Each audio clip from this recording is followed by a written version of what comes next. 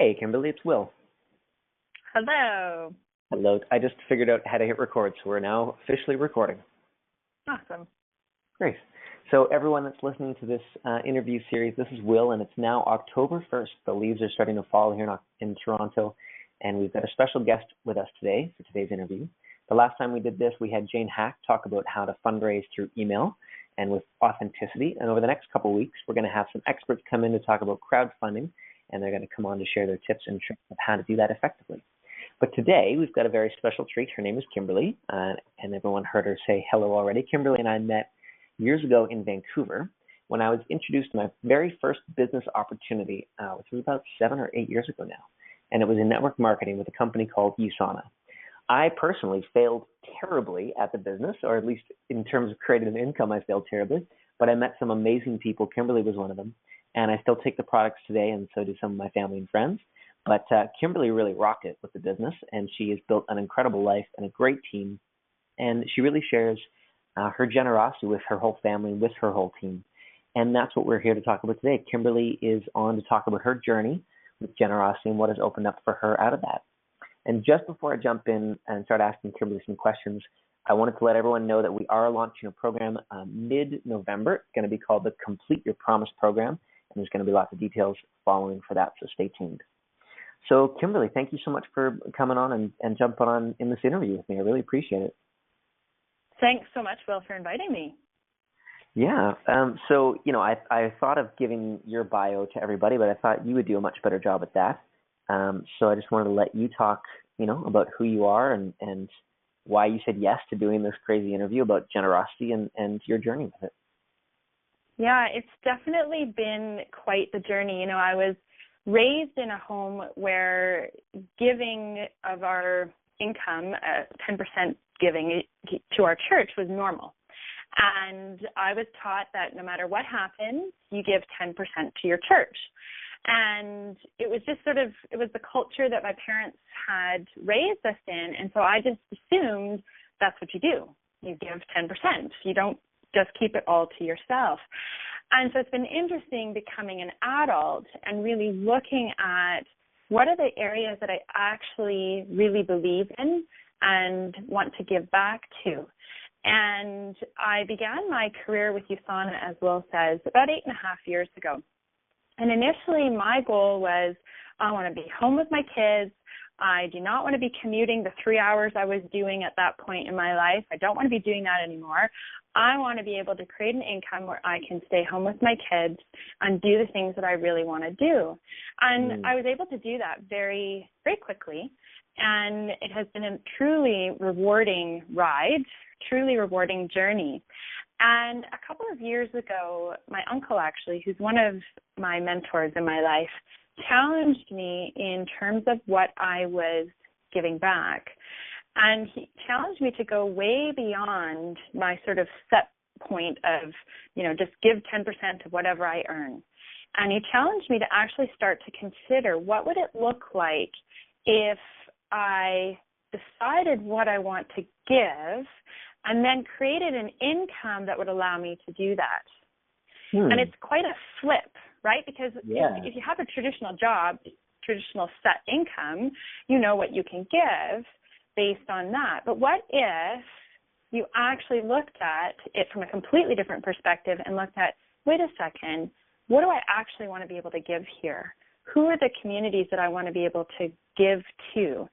And it really began to get me thinking outside of my little box.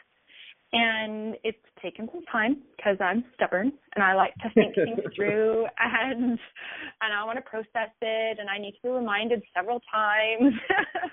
And I got to a point on my journey where I realized, I actually haven't even included my kids on this journey. And so here I am, which is so important, right? Because if we think about the legacy that we're living and the legacy that we're passing on to future generations, how am I actually communicating that? And so there sort of came a point where I began to look a little deeper at what it was that I was demonstrating to my kids and how much am I stretching and reaching in my income goals in order to be able to give more. And I guess that's where, you then stepped in and asked me to share a little bit more about that. Do you want me to continue with how we're actually doing that, what that looks like with our family? For the how-to, we're going to jump into that in just a minute. I wanted to ask you a quick couple things before that, because I definitely want to get into the how-to, and that's what I know everyone's hungry for is the how-to, but sometimes it helps to kind of set the stage for it a little bit. So I was curious, just because, this didn't come up the first time that we talked a couple weeks ago to set the stage for this. I love that your box, like when you say you started to think outside the box, your box was already giving 10% of your income. Mm-hmm. And I just wanted to point that out because I think for so many people listening to this interview and this whole interview series, for most people, just even hearing that, you and I and other people give 10% already is like a total mind blow. They're like, wow, how do you afford to give 10%? So I just want to get your opinion or your perspective and not jump over that, because for some people, to give $10, $20 a month is all that they can do respectably, and that's really all that they can do. So I wanted to get your opinion and like a little bit, if you can jump back to, maybe some of the challenges that you had in giving that 10% every month or every year, however you do it. Yeah, absolutely. It's one of those things where we can either come from a poverty mindset or we can come from a mindset of abundance.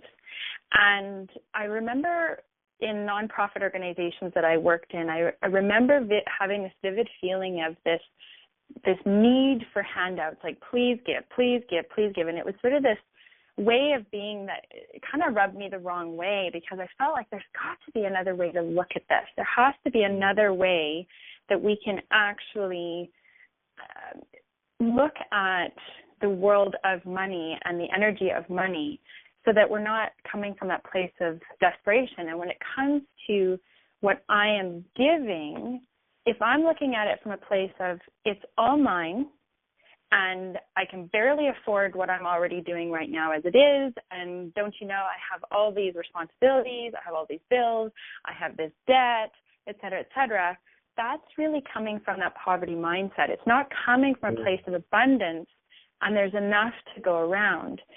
And, if you were to look at our financial history, my husband and I have been married now for 16 years, and we got married very young, and we had huge student loans, and I had gone to a private university and had racked up a lot of debt, and we were putting him through university, and then we started a family, and then we bought a home, and my husband is a teacher, a very passionate teacher, loves what he does, and I live in the province of British Columbia in Canada, and the teachers have been on strike for 3 months. So we could very easily in this time have gone, you know what, we need to be more mindful. Let's pull back with our giving. Let's make sure we have reserves. We don't know how long the strike is going to go on for. And honest to goodness, the kids just went back to school last week, and we're October 1st. So it has definitely been, it's been a long journey, and a lot of people are really struggling. And I just looked at it and went, I'm full steam ahead here. In fact, I'm going to up my contribution goals. I'm going to continue to push into that, trusting and knowing that there's enough. And I know that that's really hard for us to get our heads around. It totally is.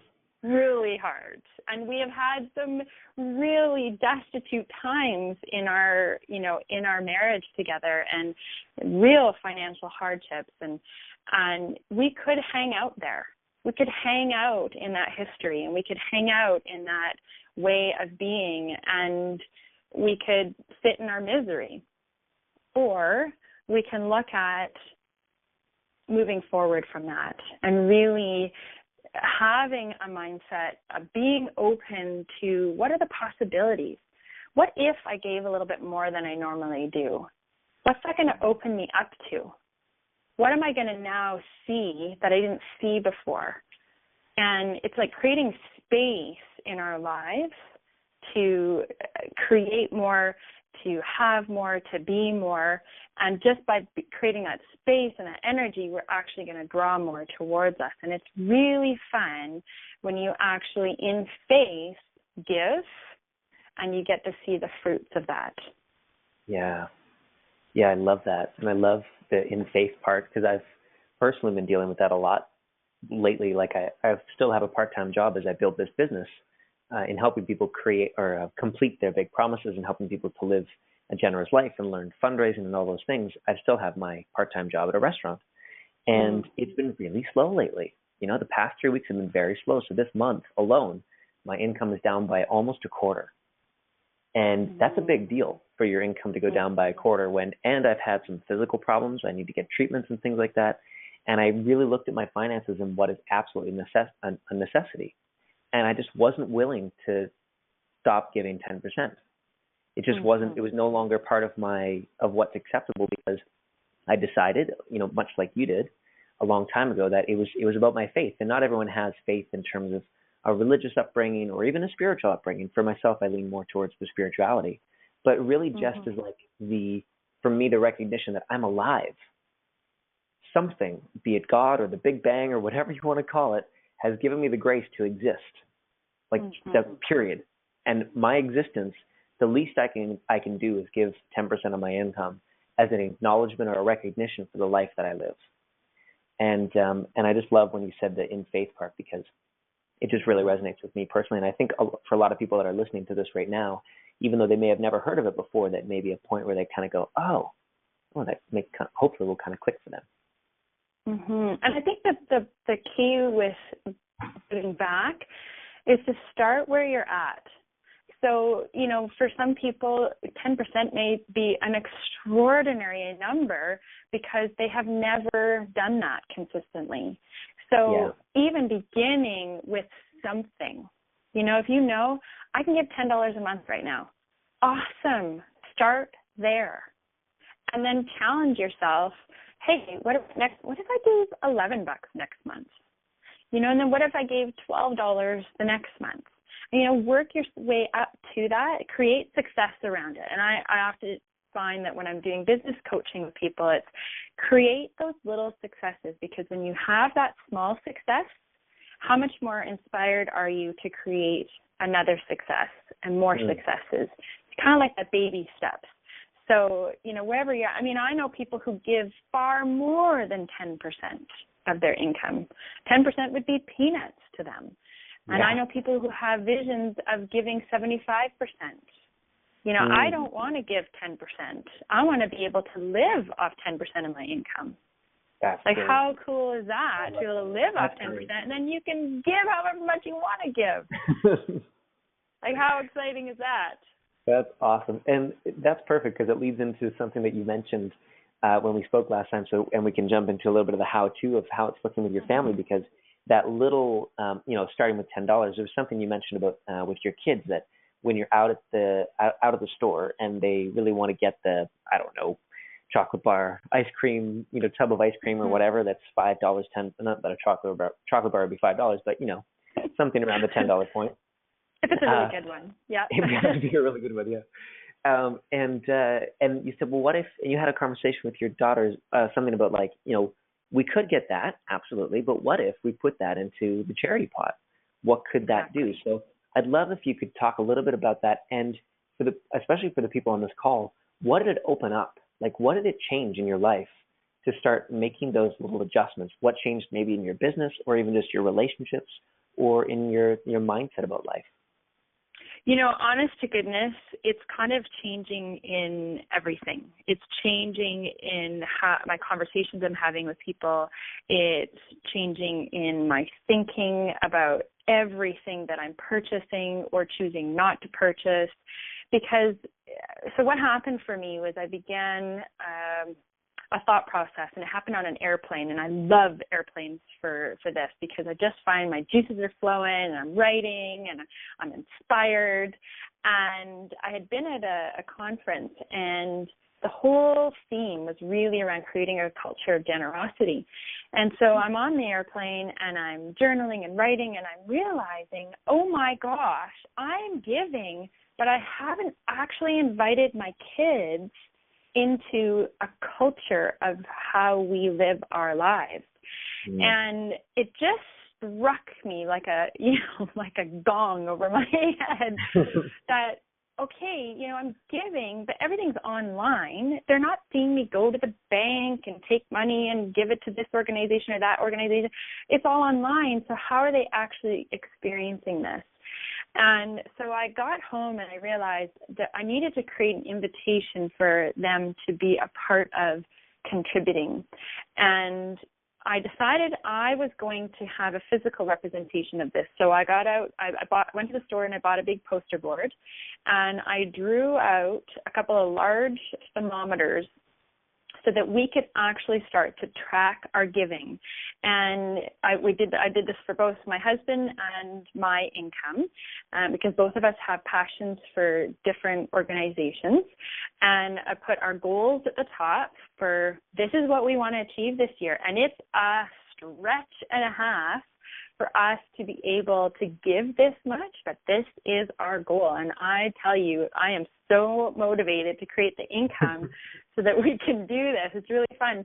And so we shared this with the kids so that they could also be part of this. So when my daughter babysits, or they earn a little bits of money here and there for things, to really look at giving a portion of that and contributing to these organizations and doing that as a family. And it's really fun because in my business, I actually get weekly income. And so every single week, I look at what was deposited into my bank from the previous week, and I give based on that income. And then my kids draw the line, the red line in the thermometer. And just this week, it was last night actually, my daughter said to me, Mommy, we didn't mark off the chart today. We got to do that, And so they're reminding me, even though I gave, now it's the expectation from their standpoint of we got to fill this in, and they're excited about it. And so what I realized that in that airplane ride was this is bigger than me and my family. And what if I could create a movement of people who also think in this way, and not exactly the same. Everybody's going to have their own creativity and their own way of expressing their contributions and generosity. But what if this became the flavor of conversations I have with people, and how I coach my team, and the kinds of conversations that we have? And so I've begun inviting others to start setting goals based on what they want to give versus based on what they're earning currently. And it's been really interesting, and not everybody gets it.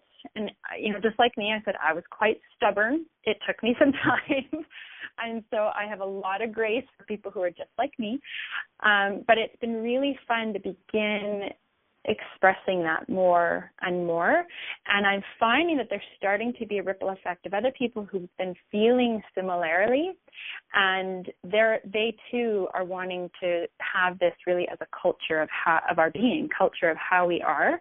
And so I'm hearing more and more conversations from people about, oh my gosh, look at this incredible person that I'm looking at partnering with, and they have big, huge contribution goals, and they're philanthropists, and this is the way of doing life. And, they say that it's so important, the top 5 people that we surround ourselves with, right?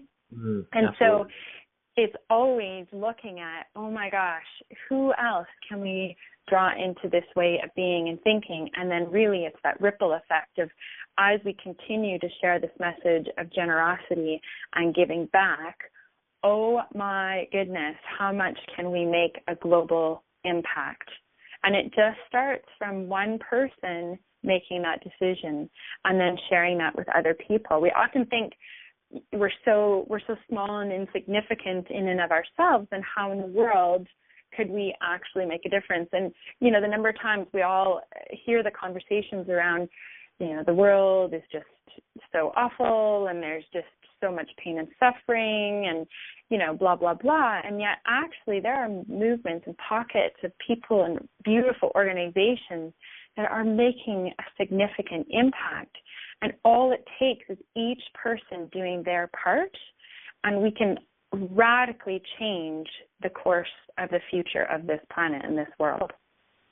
Absolutely. And that there's the person who said the quote is escaping me right now. I think it was Mother Teresa, but it was that the world is full of it was Helen Keller.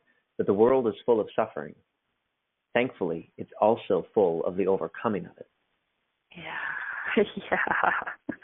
So there's some amazing things that I love in what you said, because so often, and I've noticed that in the personal development field, what I work in, that we always set these income goals. And I love that you set a give goal, and that would inform your income goal. And there's nothing wrong with having an income goal. They're both great, but there's definitely, for the types of us that are philanthropically inclined or spiritually inclined, or, you might call us the heart on the sleeve kind, we need that give goal. That's actually more important than the income goal. Because when we set an income goal, it feels really selfish. We have a hard time with that, especially people that are, family people, or I know my mom has a really hard time with that. But if she set a give goal, she would be all over that. But the give goal is an indicator of her income, because if she's giving 10%, obviously, then her income has to be in a certain place. So I love that. I think that's a great practice for anyone on this call to do. And you've also reminded me, last year I had my thermostat up for the fundraisers that I was doing on the way to my goal of $100,000 to complete my promise to the country of Nepal. And since coming back from Nepal, because we went on our trip and got back about 2 months ago, I haven't put my thermostat back up. I need that thermostat there. It's going to keep fueling the conversation and keeping it top of mind. So thank you for the reminder. Well, it's a visual daily reminder. It also, when you've got it on a big poster board and it's in your kitchen, like somewhere, or your living room, or wherever it is where it's there for others to see, you can actually be able to engage in the conversation even more so. And then it becomes a reminder, even for my kids, for instance, to remind me, hey, Mom, we didn't fill in the chart. Oh, right. If it wasn't in a place that was in their face, so to speak, they probably would forget about it. I would forget about it. Yeah. And that's one of the things, with writing things down. We often hear this in the personal development world. If you have a goal and you don't write it down, it's as good as not having that goal. And, this becomes that map, that way forward, where you can actually tangibly see where you're going and where you are at this point. Yeah, and I love you also said something about, that it becomes, as you're living this life, you're bringing other people into that conversation. You're generating more generosity in the world, and it becomes a whole way of communicating. It becomes infectious. And I love that. And that's what I'm out to accomplish with this interview series in particular, and with my whole business. But it reminded me of, at the restaurant that I work at, I pray before I eat my food. And I'm not affiliated with any particular religion or spiritual modality, but I put my hands together and I pray. And I take about 2-3 minutes, and my food's getting cold, and everyone's worried, and my coworkers at the restaurant I can tell they're kind of looking at me. My eyes are closed, and I'm just praying over my food. And I did it for about a week, feeling really weird and really awkward, because I was at my first week at this restaurant. And then after about a week, the boss's wife said, I love that you pray over your food. I always want to pray over my food, and I don't, because I feel weird to do it in public.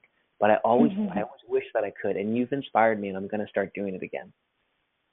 And it was the most wonderful moment. Like, everyone else is thinking this. Everyone else wants to give more. Everyone else wants to be asked to give more. We all want to be more generous.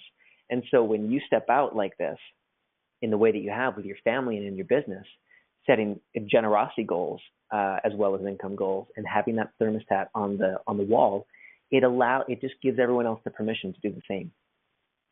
Well, and it's interesting you bring up the point around, thinking about what other people might think, because it is one of the number one fears. I believe next to public speaking, the fear of what other people might think of me is a dominating thought for a lot of us. And we could literally allow it to run our lives, or we can allow our true inner desires and our true purpose in life to actually run that for us. And when I first started really talking about this whole idea of contribution, and I actually pitched it to some people in terms of really inviting them to step into a similar place or similar way of thinking. And there were some people who were not super keen on it and thought, well, contribution is also giving of your time. So, you don't want to be stepping on too many toes here and, you know, asking people to give us something that they're not comfortable doing. You know, it was all these kinds of things. And it was really interesting for me because, you know how so often, you know, we have a big aha, or we're super passionate, super excited about something. We just want everybody to feel the same. And they're not. They don't feel the same. They're not in the exact same place. They have their own journey, which is beautiful and amazing and, you know, incredible all on its own. And so it's to be able to stand in that space, regardless of other people's thinking of whether or not what you're doing is right or not good or, you know, whatever. It's to really own that and to care more about what I'm up to, who I am, the impact that I'm making here on this planet, the fact that you're praying over your food because it's a place of gratitude and a place of, you know, just knowing that this is nourishing your body. And so you're praying because you know that's the best thing to do for you, regardless of how other people might perceive that. And could you imagine if we had a world of people who behaved and operated like that? Can you imagine if teenagers, my daughter's approaching that age, so all I can think of is I want my kids to be the kind of people on this planet who care less about what other people think and more about making a difference and more about standing in their own power and more about being their true, authentic self. Yeah, absolutely. It's I'm right there with you. And I want to. There's two big things that I want to get to. We've got about 5 minutes, I think, before we're up to our 30-minute mark. Sure. But there's two biggies that I think are just people will be really wanting to know and hear more about on this call. So yeah, giving's great, awesome. I'm going to give 10%, yada yada yada. Okay, I'm on board. I'm going to do that. But what's in it for me? And I know that sounds really weird in this conversation of generosity because we always think of generosity and giving as a completely selfless act. But I've come to, through research, I've come to find out that it's not completely selfless. People that give are statistically happier than people that don't give. People that do random acts of kindness throughout the day are statistically happier. It helps with depression. It helps with serotonin levels. They've done studies and the changes and shifts in people's body chemistry when they're actually giving more.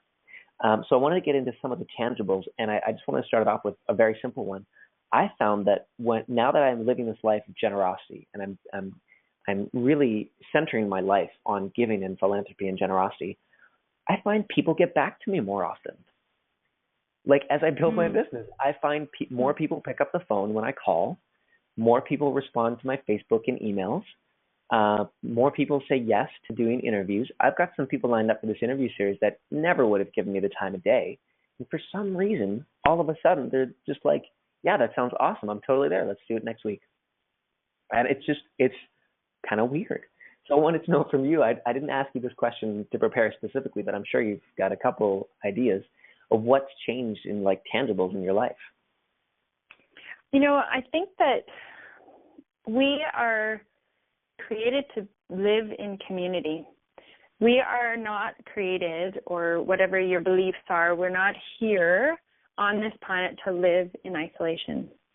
If we were, everything would look very, very different. So if we are, and actually I watched that movie Into the Wild, about that young man who left everything behind, went up to Alaska, thought that really everything was about just being by himself. That's really a bad nutshell. But basically, he got to the end of his life and realized that life isn't worth living unless it is in community, unless it is lived with other people. And so I really believe that the human experience is about being in community. And if that is the case, then we are responsible to be generous. We're responsible to be grateful. It is essential that we not look at everything as this is mine and I own this and this is not for you, you know, that we actually look at wow, actually I have a car, you don't have a car, and you need to get somewhere, absolutely go ahead and borrow it. And I take ownership of the risks of that, and that's okay. And so for me, you know, looking at what I get from that, oh my gosh, there's just so much joy in knowing that something that I did made a difference for someone. Knowing that, you know, the money that we've been giving to World Vision, we've had several children over the years, knowing that they have an education because we give, there's a total personal satisfaction. Like you were saying, the different hormones that are released in our brain and in our body, the endorphins that are released when we know that we have done something that makes a difference. Knowing that I'm significant on this planet, knowing that I matter is huge. I think when we get to that place where we don't feel like we matter anymore, that's where people feel really a lot of despair. And we can change that by giving.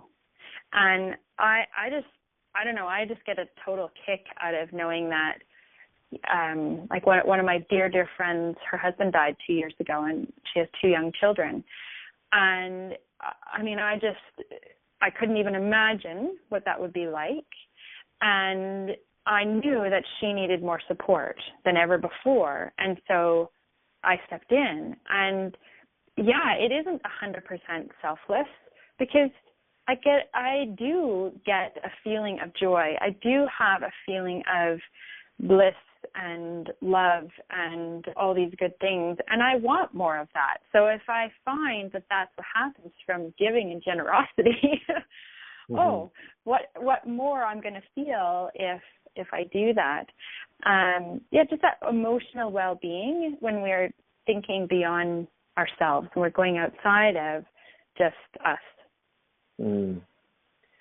That's perfect. We just watched a movie, it just came out, called Hector and the Search for Happiness. And I'm not sure if you've heard of it or seen it, but it's really, really brilliant. And in one of the last scenes in the movie, he goes to see his old professor. And his old professor says something to the effect of, we find that happiness is not found in the inner searchings of our psyche and our soul. It's actually found in our work with others. So we don't find it inside, we find it outside. And, you know, obviously watch the movie for the actual quote, because I didn't get it right. But, that's that same kind of thing. Well, that's a beautiful, really beautiful note to end on. And unless there was something else that, you know, as a last note or as a last thing, and, you know, I'm going to ask you, I forgot to ask you to send me your website so that I could tell everyone if they want to get more information about what you do. But before that, is there any last thoughts or last things that you wanted to share with everyone? You know, probably just to encourage people to start where you're at. And, you know, if you're in an employee situation where your income is locked in, what are some things that you might want to challenge yourself to do, like maybe giving up that latte once a week so that means that you can give a little bit more? You know, what could that look like for you that feels right and that stretches you just a little bit? And if we just continue to challenge ourselves and get out of our comfort zone, we're going to find some beautiful, beautiful benefits. And I'm so thrilled that you're doing this kind of work, Will, that you are really all about making that shift, creating that movement of people who have this idea of generosity. And I just really look forward to seeing more and more people step into that. Thank you. That's awesome. And yeah, so what is I know you have a website. Yes. Is there I have 2 websites. Both of them you need to spell my name correctly. So my name is Kimberley Rowe, and Kimberley is with an L-E-Y, and Rowe is R-O-W-E. So there's KimberleyRowe.com, where it's more like my blog, a little bit of who I am in terms of health and wealth and just my being. And then I also have KimberleyRowe.usana, which is USANA.com. And that's where you can connect with this beautiful company that I connected with 8 years ago that is transforming health on the planet. So both of those are great ways to get in touch with me. Okay, awesome. Kimberley, thank you so much for taking the time to chat. And I know you're a busy, not only businesswoman, but also family woman, and you've got a lot of stuff on the go. So thank you so much for taking the time to do this interview, and I know it's going to make a big difference for everyone that gets to listen to it.